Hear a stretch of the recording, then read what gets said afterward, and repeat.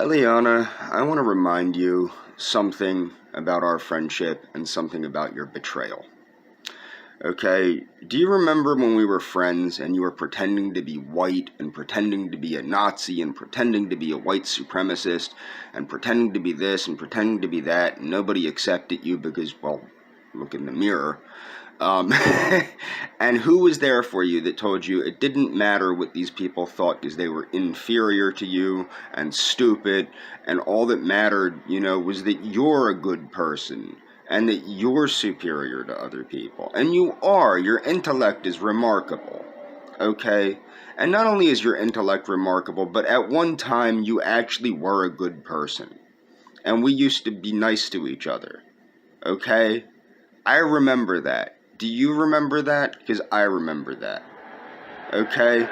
But what gets me so damned frustrated is that you know that I was your friend and you know that I was supportive of you.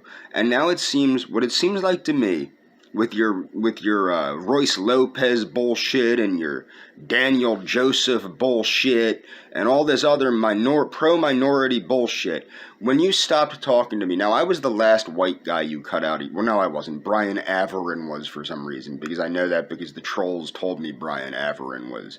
They got mad that you were talking to Brian Averin. They called him a stupid gringo.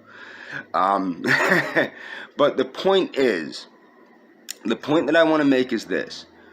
I was one of the last white people you cut out of your life. Why is that? Well, because you know that I supported you no matter what. Now, this phony, whatever the hell you're doing, pro-minority, whoop, whoop, whoop bullshit, whatever. That's not who you are. You're Eliana. You're not a white supremacist, although you think you are, or thought you were, or whatever, but you're Eliana. And Eliana was my friend. Okay? I think Eliana still is my friend. I choose to be Eliana's friend. But Eliana is not choosing to be my friend. Okay? I don't deserve what's going on. I don't deserve this. And you know I don't deserve this. But this is your fault. You did this. You brought this on us.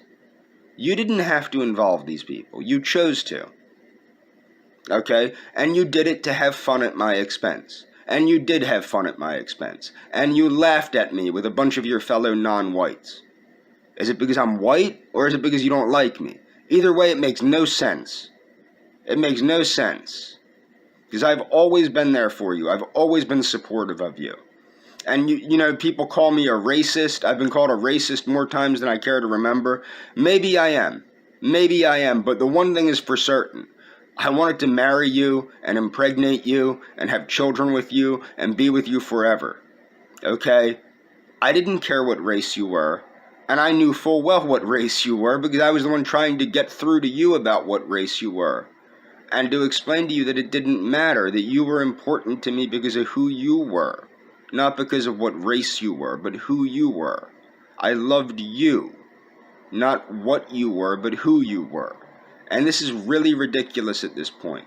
And you need to start understanding that I care about you. I care about Eliana. I don't care about these other people, but you are the one that put these people to do this stuff.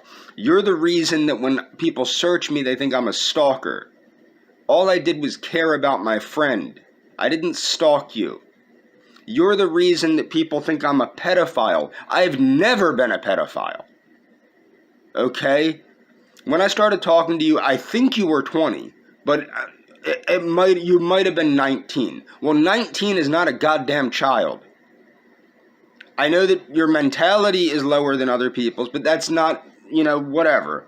That doesn't matter. What matters is that you were 19 years old, which is perfectly the consensual age in both Argentina and the United States. I was not breaking a law in either country. But people are portraying me to be some kind of pedophilic stalker.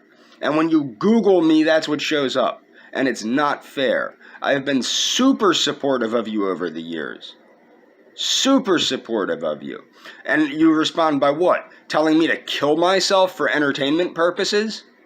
telling me 3 times to kill myself for entertainment purposes. And then at the end of all this, you have the audacity to tell me to seek Christ. Me to seek Christ. Are you insane? Are you insane? What you need to do is start seeking the teachings of Christ. Start obeying the teachings of Christ. You don't want me to judge you like that? And you know, it's funny, I am the most non-Christian person you'd ever meet. Well, I know Christianity. My grandfather was a minister. Okay? I'm not going to lie to you and tell you I'm a Christian. Although one of the things I did like about you is that you claimed to be a God-fearing Catholic. I thought that was adorable. Okay? And I didn't care. I accepted everything about you exactly the way it was. Everything about you exactly the way it was. And you're making fun of me. You're probably still laughing at me with these people. In fact, that's in the emails, that's what you said to me. That you laughed at me and made fun of me behind my back all the time. You know, this is the kind of treatment I got from you. Okay? That's ridiculous.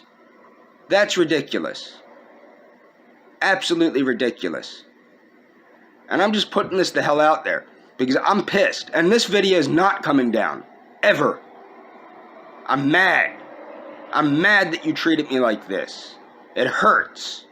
It really hurts me, Eliana. After years of being nothing but supportive and understanding and caring and everything else, you treat me like this. It's not right. It isn't right at all.